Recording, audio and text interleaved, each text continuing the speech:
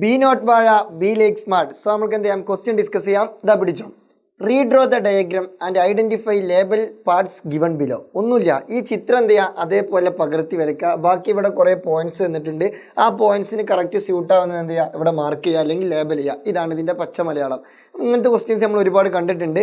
അപ്പോൾ നമ്മൾ എന്ത് ചെയ്യണം, ഇങ്ങനത്തെ ക്വസ്റ്റ്യൻ കണ്ടു കഴിഞ്ഞാൽ സ്വാഭാവികമായിട്ടും ആദ്യം ചെയ്യേണ്ട പരിപാടി എന്താ, ആ ചിത്രം എന്ത് ചെയ്യുക, അതേപോലെ പകർത്തി വരയ്ക്കുക. ചിത്രം എനിക്ക് വരയ്ക്കാൻ അറിയില്ല സാർ എന്ന് പറയരുത്, വെറുതെ ഒരു മാർക്ക് കളയരുത്. നമ്മൾ ചിത്രം പകർത്തി വരച്ചു, യെസ്, നമ്മൾ കലാകാരനല്ലേ, എന്ത് ചെയ്യാൻ. ഓക്കെ, അപ്പോൾ ഒരു മാർക്ക് നമുക്ക് ഓൾറെഡി കിട്ടിയിട്ട്, ഒരു മാർക്ക് ഓൾറെഡി കിട്ടി, ചിത്രം പകർത്തി വരച്ചു. ഇതാരാണ് ന്യൂറോൺ. ആരാണ് ന്യൂറോൺ. ഓക്കെ, ഇനി ഒന്നാമത്തെ ചോദ്യം, ലോങ്ങസ്റ്റ് ഫിലമെന്റ്, മഞ്ഞെടുക്കാം, മഞ്ഞല്ല പച്ചയിക്കോട്ടെ. Longest filament from the cell body, cell ബോഡിയിൽ നിന്നും കോശ ശരീരത്തിൽ നിന്നുള്ള ഏറ്റവും നീളം കൂടിയ തന്തു, അത് ആരാന്ന് ആദ്യം അറിയണം.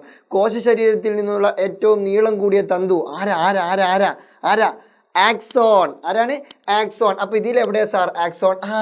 ഇയാളല്ലേ കോശ ശരീരത്തിൽ നിന്നും ഏറ്റവും നീളം കൂടിയ തന്തു. ഇത് അങ്ങനെ പോണ ഈ പോണ ചങ്ങായി, അവൻ്റെ പേരെന്താണ്, ആക്സോൺ. എന്താണ് പേര്, ആക്സോൺ. അപ്പോൾ അവൻ എന്ത് ചെയ്യണം, ആക്സോൺ എന്ന് മാർക്ക് ചെയ്യണം. ചില ആളുകൾ ആക്സോൺ എന്ന് കറക്റ്റ് മാർക്ക് ചെയ്യും. പക്ഷേ പ്രശ്നം കിടക്കുന്നത് എന്താണെന്നറിയോ, ഇത് എത്രാമത്തെ ചോദ്യത്തിൻ്റെ ആൻസറാ, ഏൻ്റെ ആൻസറാ. അപ്പോൾ ഇവിടെ എന്ത് എഴുതണം, ഏ തന്നെ എഴുതി കൊടുക്കണം.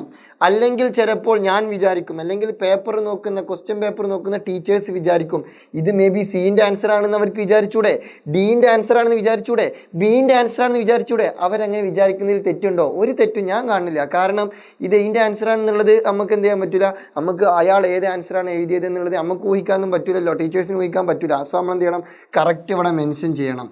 അപ്പോൾ ഞാൻ വീണ്ടും പറയുന്നു, ആൻസർ മാത്രം എഴുതിയാൽ പോലെ അത് ഏൻ്റെതാണോ ബീൻ്റെതാണോ സീൻ്റെതാണോ ഡീൻ്റെതാണോ എന്നുള്ളത് എന്ത് ചെയ്യണം, മെൻഷൻ ചെയ്യണം.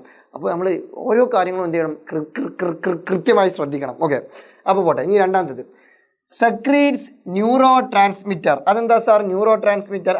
നാഡീയ പ്രേഷകം. നാഡീയ പ്രേഷകം സ്രവിക്കുന്ന ഭാഗം, അതേതാ ഭാഗം, നാഡീയ പ്രേഷകം സ്രവിക്കുന്ന ഭാഗം, അതൊരു ഉണ്ടയാണ്. ന്യൂറോ ട്രാൻസ്മിറ്റർ പ്രൊഡ്യൂസ് ചെയ്യുന്നത് ഒരു ഉണ്ടയാണ്. ആ ഉണ്ടയെ വിളിക്കുന്ന പേരാണ് സിനാപ്റ്റിക് നോബ്. ഇവനല്ലേ സിനാപ്റ്റിക് നോബ്. ഇത് എത്രാമത്തിൻ്റെ ആൻസറാ, ബീൻ്റെ ആൻസറാണ്. അപ്പം നമ്മളിവിടെ ബി എന്ന് കൊടുക്കണം. അല്ലെങ്കിൽ അത് ബീൻ്റെതാണോ ഏൻ്റെതാണോ എന്നുള്ളത് ആർക്കും മനസ്സിലാവില്ല, നോക്കുന്ന ടീച്ചേഴ്സിന് മനസ്സിലാവില്ല. സോ നമ്മൾ ബീന്ന് മെൻഷൻ ചെയ്യണം, സിനാപ്റ്റിക് നോബ്. അപ്പോൾ അതും കഴിഞ്ഞു. ഓക്കെ, ഇനി അടുത്തത് C, part that receives impulse from adjacent neuron.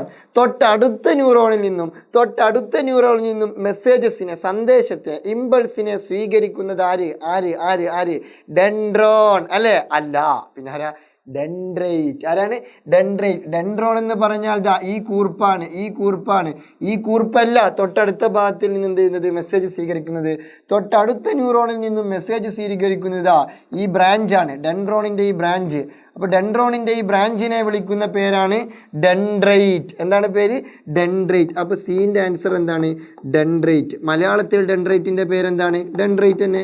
അപ്പോൾ ഇവരുടെ എല്ലാവരുടെയും മലയാളത്തിലും ഇംഗ്ലീഷിലൊക്കെ ഉള്ള പേര് സെയിം ആണ്, അതുകൊണ്ട് ഞാൻ മലയാളം എഴുതാത്തിട്ടോ. ഓക്കെ, അപ്പോൾ ഡെൻഡ്രൈറ്റ്. ഓക്കെ, ഇനി ഇതൊക്കെ ഡെൻഡ്രൈറ്റ് ആട്ടോ.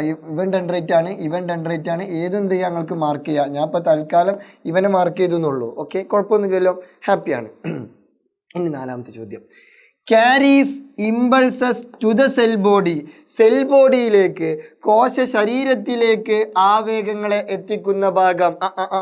തൊട്ടടുത്ത ന്യൂറോണിൽ നിന്നും മെസ്സേജസിനെ, ഇമ്പൾസിനെ, ആവേഗത്തെ സ്വീകരിക്കുന്ന ആരാ അത് ഡെൻഡ്രൈറ്റ് ആണ്. ഡെൻഡ്രൈറ്റ് അത് ആർക്ക് കൊടുക്കും, ഈ ഡെൻഡ്രോണിന് കൊടുക്കും.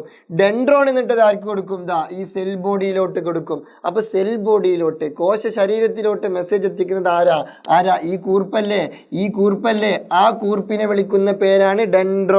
എന്താണ് പേര്, ഡെൻഡ്രോൺ. സോ ആ കൂർപ്പാണെന്ത് ഡെൻഡ്രോൺ. അപ്പോൾ നാലാമത്തതിൻ്റെ ആൻസർ ഡെൻഡ്രോൺ. ഓക്കെ അല്ലേ, ഡെൻഡ്രോൺ. ഹാപ്പി. അപ്പോൾ നമ്മൾ എല്ലാതും മെൻഷൻ ചെയ്തു, എല്ലാതും കറക്റ്റ് എന്ത് ചെയ്തിട്ടുണ്ട്, മാർക്ക് ചെയ്തിട്ടുണ്ട്. അപ്പോൾ ഇതേപോലെ എന്ത് ചെയ്യണം, നിങ്ങൾ പരീക്ഷയ്ക്കും കറക്റ്റ് മാർക്ക് ചെയ്ത് കൊടുക്കണം, അല്ലെങ്കിൽ പണി പാളും. Okay, happy. ഇനി ഞാൻ വീണ്ടും പറയുന്നു, ഒരാൾക്ക് ഇതറിയില്ല എന്ന് വിചാരിക്കും. അറിയില്ലെങ്കിൽ എന്ത് ചെയ്യാന്നറിയോ, വെറുതെ എവിടുന്നെങ്കിലൊക്കെ വരച്ചിട്ട് ഡെൻഡ്രോൺ വെറുതെ ചുമ്മാ തട്ടിവിടുക. ഡെൻഡ്രൈറ്റ്, ആക്സോൺ, സിനാപ്റ്റിക് നോബ് എന്തെങ്കിലുമൊക്കെ എഴുതി വെച്ച് പോരാ. നിങ്ങൾക്ക് അറിയുന്ന പേരുകളൊക്കെ അവിടെ ഇവിടെ എന്ത് ചെയ്യുക, വെറുതെ ഇങ്ങനെ എഴുതി വെക്കുക. ചിലപ്പോൾ ഏതെങ്കിലും ഒന്ന് ശരിയാവാൻ ചാൻസ് ഇല്ലേ? മനസ്സിലായില്ലേ? വെറുതെ ചെയ്യുക. അപ്പോൾ ചിലപ്പോൾ ഏതെങ്കിലും ഒന്ന് നിങ്ങളൊരു ഭാഗ്യത്തിന് എന്ത് ചെയ്യാം, അത് ശരിയാവാതിരിക്കാം. നമ്മൾക്കൊന്നും നഷ്ടപ്പെടാനില്ലല്ലോ. അപ്പോൾ ധൈര്യമായിട്ട് എന്ത് ചെയ്യാം, എന്തെങ്കിലുമൊക്കെ എഴുതി കൊടുക്കാം. പിന്നെ ചിത്രം പകർത്തി വരക്കണം, അതിന് വെറുതെ 1 മാർക്ക് കിട്ടും. ഹാപ്പി അല്ലേ? So see you the next video. Good by.